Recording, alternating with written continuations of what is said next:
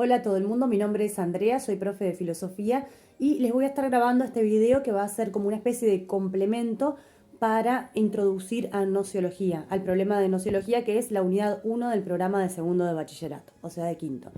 Y es la primera parte en donde introducimos el problema, vemos qué tipo de problema filosófico se plantea esta disciplina, y en la segunda parte van a ver posibilidades frente al conocimiento. Bueno, espero que les sirva este video. Recuerden que esto no sustituye a las lecturas, hay que leer y esto los puede complementar para su estudio. Espero que les sirva y bueno, nos vemos en la segunda parte. Los dejo con el video.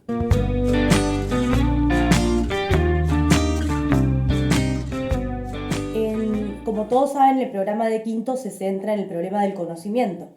El conocimiento se puede investigar o abordar filosóficamente desde distintos campos o distintos ejes problemáticos. El eje temático, la primera unidad, es nociología. Intenta abordar el conocimiento en general, es el estudio de la teoría del conocimiento, de los problemas que tienen que ver con la relación entre el sujeto que conoce y el objeto que es el mundo. Se llama lógica y argumentación y ahí vemos el conocimiento desde el punto de vista de sus fundamentos. ¿Qué es lo que hay debajo de las estructuras de nuestros razonamientos? ¿Cómo elaboramos un razonamiento correcto o válido? Y cuándo un razonamiento es inválido, que en realidad no sería un razonamiento si es inválido, sino una falacia. También vamos a ver argumentación en esa unidad 2, donde estudiamos qué es un argumento y qué tipos de argumentos se pueden dar a la hora de defender una teoría o una idea, o a la hora de atacar una que nos parece que está mal. La unidad 3, epistemología, es el estudio de la ciencia. O sea que en lugar de hablar del conocimiento en general, hablamos del conocimiento científico. Y ahí estudiamos distintas teorías que intentan ver cómo evoluciona la ciencia, cómo avanza el conocimiento científico, en qué consiste, cómo demarca lo que es científico de lo que no. Y la última unidad, la unidad 4, es psicología, en donde se pueden estudiar los procesos de aprendizaje, los procesos de conocimiento, o las formas en las que construimos nuestra subjetividad y los sentidos del mundo desde un punto de vista psicológico, o sea, desde la psiquis. Y ahí se dan distintos autores, distintos modelos psicológicos, ¿sí? Bueno.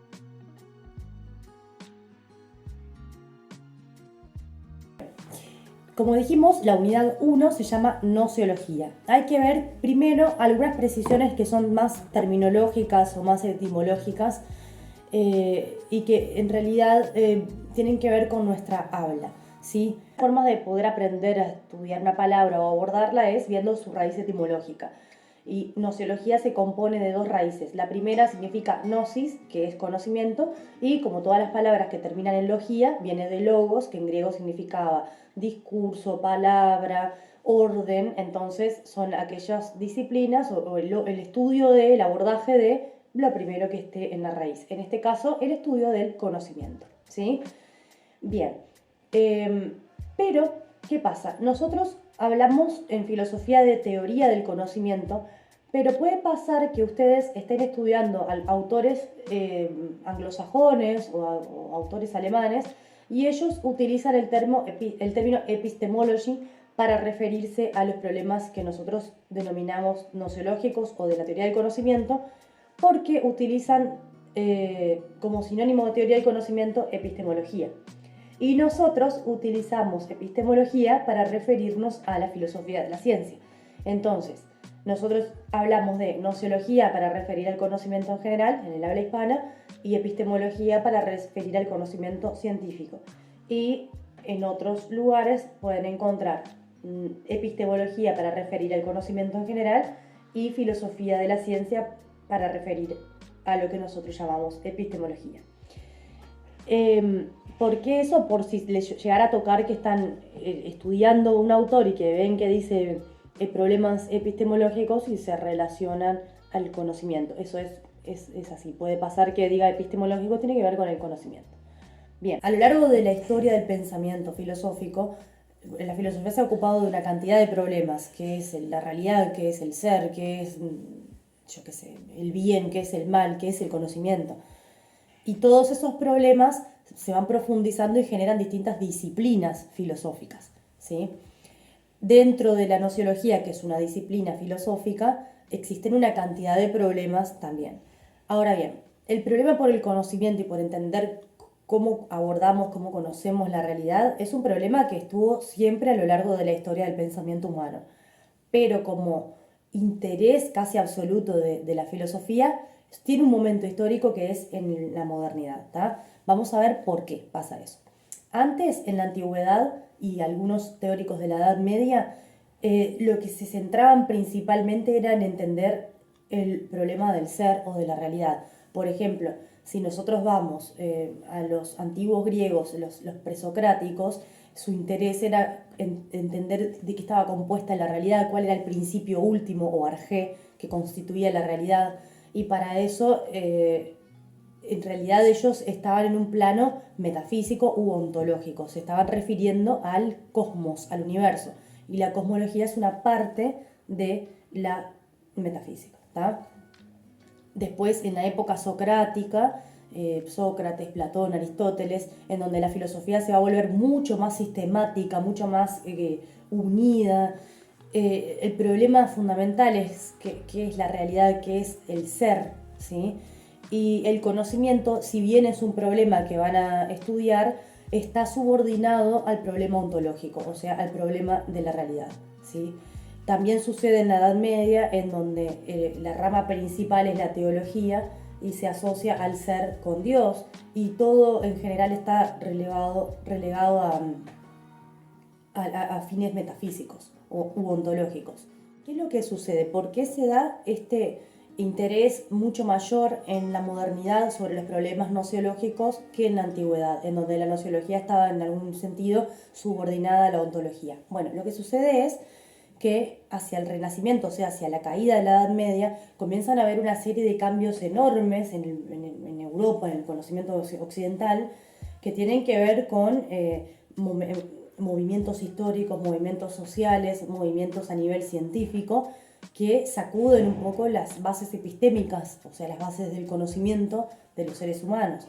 Por ejemplo, que se da un pasaje paulatinamente de un modelo teocentrista, en donde Dios es el centro, en la Edad Media, a un modelo antropocentrista movilizado o motivado por el poderío y el empoderamiento que tiene el ser humano al descubrir su capacidad de poder elaborar teorías, de poder experimentar, de poder elaborar instrumentos que le permitan romper los límites físicos que tiene naturalmente y poder observar el mundo mucho más allá de sus sentidos inmediatos, ¿no? ¿Qué pasa? El pasaje del movimiento teocéntrico al antropocéntrico, antropo significa hombre o humano, teo, Dios, esto hace que se plantee, bueno, yo, ser humano, ¿cómo conozco esta realidad? ¿Qué soy? ¿Cuáles son las herramientas que tengo para conocer el mundo que me rodea? Y lo otro que sucedió fue que a nivel científico y a nivel físico comienzan a caer las teorías que se venían sosteniendo de la antigüedad, ¿no? Recuerden que en la Edad Media todavía sostenían la física aristotélica, que es una física, bueno, está dentro del campo científico, por supuesto está tirada abajo hace rato, pero bueno, Aristóteles, estamos hablando del siglo IV a.C., era lo que él podía haber elaborado en esa época y con los instrumentos que tenía. Los tipos que hacían, observaban la naturaleza, observaban los astros, anotaban, tenían cartas celestes y pensaban que la Tierra era plana.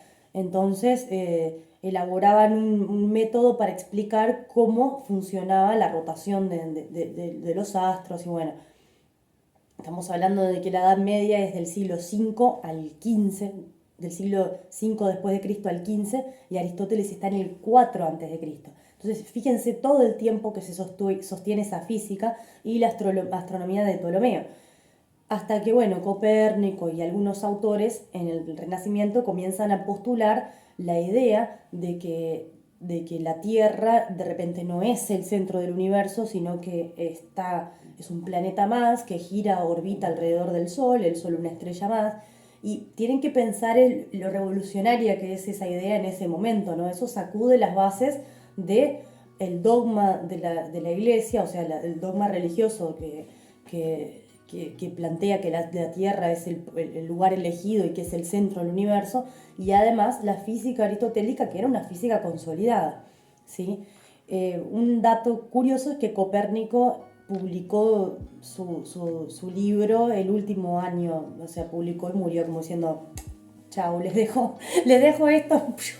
Imagínense lo que debe haber sido en esa época. Igual, de todas maneras, también tenemos algunos autores como Giordano Bruno, porque ¿qué pasa? Al publicar esto es muy revolucionario y bueno, eran perseguidos, algunos de ellos se prohibió su obra, otros son condenados a prisión y otros, como Giordano Bruno, está muerto. Pero ¿qué pasa? Van a tener que esperar hasta que Galileo elabore un instrumento que permita probar lo que Copérnico había postulado a nivel teórico, ¿sí? Bueno, ustedes imagínense que todo esto, además piensen que en esa época también es cuando empiezan a haber las incursiones en barcos que van colonizando el mundo, se dan cuenta que la Tierra no es plana. Bueno, aunque haya gente ahora en el siglo XXI que sigue dudando de eso, pero bueno, está, paréntesis, olvídense de eso. En fin, la cuestión es que todo eso hace que los filósofos, los científicos, los pensadores de ese momento se pregunten, si todo lo que nosotros creíamos hasta ahora no es certero, es erróneo, tiene numerosos márgenes de duda o incluso se cae, ¿cuál es el método que a mí me permite conocer? ¿Qué es lo que me garantiza que yo lo que pueda afirmar de ahora en más es así? Si todo lo que venían afirmando, tipos fuertes, jodidos, como Aristóteles, no un berreta que no sabe nada, no. Aristóteles y lo que sea estaban equivocados. Entonces, ¿cómo sé que esto es real o condice con la realidad? Entonces, por eso es que en la modernidad es el auge del problema del método y el problema de cómo conocer. ¿Qué problemas hay dentro de la nociología? O sea, ¿qué problemas podemos plantearnos filosóficamente respecto al conocimiento? Bueno, uno de los problemas es ¿qué es el conocimiento? ¿Qué es conocer? ¿A qué nos referimos cuando hablamos de conocer? ¿Qué diferencia hay entre conocer, saber y opinar? O sea, conocimiento, sabiduría y opinión, ¿sí? Una cosita que es un dato interesante es que los griegos diferenciaban lo que era opinión sin fundamentos, a lo que llamaban doxa, y conocimiento fundamentado, a lo que llamaban episteme. De ahí viene epistemología, epistémico, bla, bla, bla. Y después diferenciaban lo que era conocimiento, que era como el dominio de un área, o el fundamento, la profundización sobre un área, a lo que era sabiduría, que implica no aplicar un conocimiento técnico, sino implica una reflexión sobre la vida misma en función de ese conocimiento. O sea, que tiene un campo reflexivo, un conocer la virtud de uno mismo. Entonces, están esas diferencias, esas diferentes precisiones que la filosofía estudia, ¿tá? Otro problema que podemos abordar es los límites del conocimiento, ¿sí? Uno de los ejemplos podría ser un límite teórico, ¿sí? Bueno, no hemos desarrollado una teoría suficientemente amplia, suficientemente abarcativa que pueda explicar qué es la realidad, bla, bla, bla, que cómo nos vemos. Otro límite podría ser un límite instrumental o técnico. Por ejemplo, hubo que inventar un telescopio para poder probar una teoría que ya estaba postulada anteriormente. O sea, bueno, en el momento ahora, por ejemplo, los físicos pueden llegar a tener una cantidad de modelos teóricos, pero todavía no han podido elaborar en otros campos de la ingeniería o de lo que sea instrumentos que permitan probar esas teorías, ¿sí? Por lo tanto se manejan a nivel hipotético, son teorías muy sólidas que básicamente hay quórum, o sea, acuerdo, pero todavía no están comprobadas empíricamente, ¿sí? Otro límite puede ser un límite ético. Existe un campo dentro de la ética y de la ciencia que es bioética, que se ocupa de establecer protocolos y delimitar a nivel ético justamente los comportamientos que se tienen a la hora de investigar científicamente sobre sujetos o sobre objetos, porque puede ser también el medio ambiente, ¿no? Y la idea de eso es como poder regular. Después, otro límite puede ser económico. Si vos una de las cosas que a mí me molesta mucho es cuando dicen que en Uruguay o en Sudamérica no hay grandes mentes y se fugan. No es que no hay grandes mentes. La gente acá puede ser muy brillante, pero lo que no hay son recursos económicos o inversión en investigación. Entonces, no es lo mismo si vos necesitas, yo qué sé, cierta materia prima para generar una investigación biológica y tenés que pedir a un laboratorio que te manden y demoran 2, 3 semanas, a estar en un lugar donde tenés todos los recursos, te lo mandan al otro día y bueno, empezás a sumar semanas y se te hacen meses y se te hacen años, que eso significa atraso o adelanto. Entonces no es que no haya gente con capacidad, lo que no hay es guita, básicamente. Eso es un límite del conocimiento. Si queremos explicar qué es el conocimiento, qué relación se da entre el ser que conoce y el objeto conocido. Una de las teorías clásicas o de las formas de abordarlo es la fenomenología, que es entender al conocimiento como un fenómeno, a la relación del conocimiento como un fenómeno. Una de las cosas que postula la fenomenología es que la persona que conoce es un sujeto cognoscente. Cogno viene de conocer. Y aquello que conoce, la cosa o la situación o lo que sea que conoce, el objeto de conocimiento. Objeto cognoscible. ¿Tá? Y en el momento en que vos los postulás como sujeto y objeto, hay una correlación entre ellos. Cada uno es independiente en el sentido de que lo podés establecer y definir, pero están estrictamente relacionados, ¿sí? Están correlacionados. Uno tiene sentido solo porque existe el otro. Es decir, yo soy una persona, pero en el momento en que me pongo como persona que quiere conocer de qué está hecho este objeto, yo ahí establezco y me posiciono como sujeto cognoscente y al objeto que es una cosa, la pongo como objeto cognoscible, ¿entienden? Y en ese momento es que cobra sentido esta relación. Que al mismo tiempo dicen, bueno, por ejemplo, García Morente en sus conferencias explicaba bastante simple esto, y decía, vos, por ejemplo, podés hablar de la izquierda y la derecha, y son que tienen sentido la una en relación a la otra, lo mismo con arriba y abajo, pero son reversibles. Yo puedo decir, esta es mi derecha, esta es mi izquierda, y me doy vuelta y ahora cambió, ¿me entienden? Lo que antes era la izquierda, ahora es la derecha. Pero cuando hablamos del sujeto y el objeto, ahí no es reversible, es irreversible. Porque en el momento en que aquella persona conoce o se posiciona en el momento de querer conocer, aborda, aprende con H, aprende a ese objeto y se posiciona como sujeto.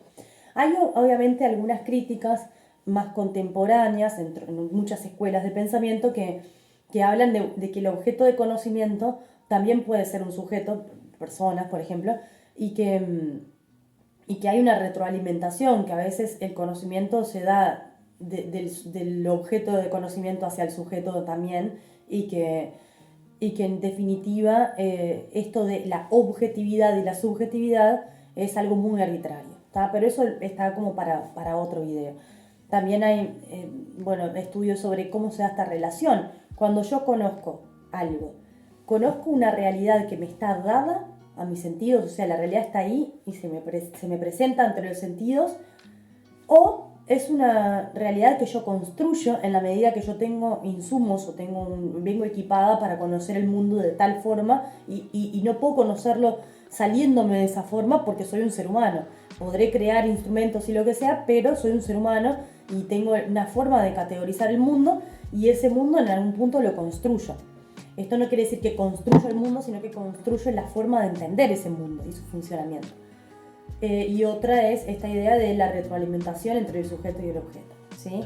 En el próximo video lo que vamos a hablar es de las distintas posibilidades de conocimiento y las distintas teorías que hay sobre cómo conocemos, y vamos a dar dogmatismo, escepticismo, realismo y relativismo, ¿tá? Nos vemos, espero que les haya servido.